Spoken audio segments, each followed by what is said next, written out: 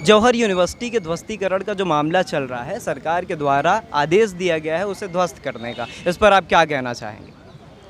देखिए, हमारी भारतीय संस्कृति में चाहे वो छोटा सा कोई विद्यालय हो, कोई स्कूल हो, कोई यूनिवर्सिटी हो या शिक्षा से संबंधित कोई भी संस्थान हो, हमारी भारतीय संस्कृति में उसको शिक्षा का मंदिर कहा जाता है।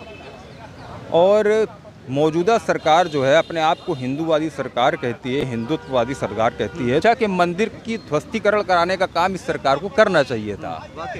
दूसरी बड़ी बात यह है कि ये प्रशासनिक मामला है और निश्चित रूप से जो जौहर यूनिवर्सिटी का प्रशासन है वो अगर ये प्राधिकरण का मामला है तो प्राधिकरण, कोर्ट का मामला है तो कोर्ट में अपना पक्ष लेके जाएगा, निश्चित रूप से जाएगा। लेकिन सरकार ने जिस तरह से आदेश तोड़ने का निकाला और ये बताया कि 40 में से 38 पास नहीं है, 2 पास हैं, तो मैं एक सवाल पूछना चाहता हूँ माननीय मुख्यमंत्री जी से उत्तर प्रदेश के कि जौहर यूनिवर्सिटी जो बनी थी ये क्या आदम खान साहब की प्राइवेट प्रॉपर्टी है या आदम खान जी ने इसको खुद से बना लिया था?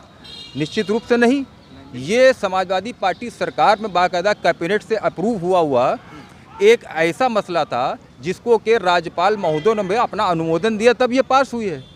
अगर कैबिनेट कोई चीज़ को पास करती है, कोई सरकार पास करती है तत्कालीन राज्यपाल उस पर अपनी मोहर लगाते हैं, तो इसके गुनाहगार आदम खान साहब कैसे हो सकते हैं? सिर्फ ये तो सीधा सीधा आपने इसको राजनीति का एक अड्डा बना दिया जौहर यूनिवर्सिटी को। मैं समझता हूँ कि राजनीति का अड्डा इसको ना बनाकर एक व्यक्तिगत लड़ाई को अपने छात्रों के हितों पर इस तरह से नहीं लादना चाहिए, उनके भविष्य खिलवाड़ नहीं करना चाहिए। मैं सरकार से यही मांग करूंगा कि आपकी जो भी अदावत है राजनीतिक तौर पर आप उसको करते रहिए, उसमें हमें कोई दिक्कत नहीं। लेकिन जो छात्र छात्राएं जिनका भविष्य वहाँ से जुड़ा हुआ है, आखिर आप उनको क्या देना चाहते हैं? छात्रों का भविष्य अंधकार में लाना चाहते हैं या उनको वापस उनकी रोशनी में डालना चाहते हैं कि आगे बढ़े, शिक्षा प्राप्त करे, देश के लिए कुछ करे? भाई, यूनिवर्सिटी किसी की पर्सनल प्रॉपर्टी नहीं होती है और इस देश की कोई भी यूनिवर्सिटी हो वो देश की यूनिवर्सिटी मानी जाती है, ना कि किसी व्यक्तिगत आदमी का अपना कोई यूनिवर्सिटी मानी जाती है या उनका मकान माना जाता है। तो आदम खान साहब का ना तो ये व्यक्तिगत यूनिवर्सिटी है, ना किसी की बपौती है। ये इस देश की जनता के लिए, उन भविष्य के आने वाले जो हमारे छात्र हैं, जो इस देश को कुछ करने वाले हैं, उनके लिए ये एक सौगात दी गई थी समाजवादी पार्टी सरकार के द्वारा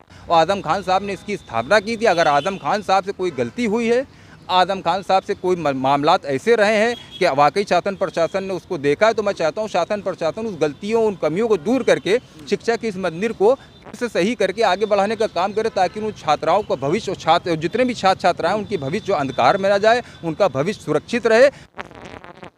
बाकी सरकार में आप जान रहे हैं क्या हो रहा है, जिस तरह से जो है स्कूल बंद किए जा रहे हैं, शराब के ठेके खोले जा रहे हैं, पेपर लीक हो रहा है, छात्रों की सुनी नहीं जा रही है। तो मुझे बहुत कम उम्मीद है कि ये सरकार छात्र छात्राओं के भविष्य को अगर कोई ध्यान देगी। फिर भी हमारा निवेदन है, हमारी अपील है सरकार से कि अपने जो उनका अहम है, जो घमंड है, इस समय इस घमंड और अहम को दूर करें। शिक्षा और शिक्षा की जो प्रणालियां हैं उसको मजबूत करने का काम करें, क्योंकि अगर शिक्षा मजबूत नहीं होगी, शिक्षा प्रणाली मजबूत नहीं होगी तो हमारा देश कभी आगे भविष्य मजबूत नहीं होगा। छात्रों के भविष्य को अधर मंडा लिया, हमारी यही अपील है। तारिक खान, राष्ट्रीय सचिव, समाजवादी पार्टी, लोहियावानी।